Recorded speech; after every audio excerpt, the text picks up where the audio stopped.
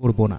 অতঃপর ইহুদি হরিণটিকে ছেড়ে দিল এবং দয়াল নবী হজরত মুহাম্মদ সাল্লাল্লাহু আলাইহি ওয়াসাল্লামকে বেঁধে রাখল। ছাড়া পেয়ে বনের হরিণ তাড়াহুড়ো করে বনের মধ্যে হারিয়ে গেল। তখন ইহুদি মনে মনে ভাবতে লাগল, হরিণটি আর কোনোদিন ফিরে আসবে না, আর এই লোকটাকে আমি সারা জীবন বেঁধে রাখব। এই লোকটির চেয়ে বোকা মানুষ এই পৃথিবীতে আর কেউ নেই। একটা বনের হরিণের জন্য সে নিজের জীবনকে বিপদে ফেলল। বনের হরিণ দৌড়াতে দৌড়াতে তার সন্তানদের কাছে এসে পৌঁছালো। তখন তার সন্তানেরা তাকে জিজ্ঞাসা করল, আম্মাজান, আজ সকাল থেকে আপনি কোথায় ছিলেন? আমরা আপনার জন্য অপেক্ষা করতে করতে ক্লান্ত হয়ে পড়েছি। আমরা আপনার দুধ পান করতে না পেরে আমাদের গলা শুকিয়ে গিয়েছে।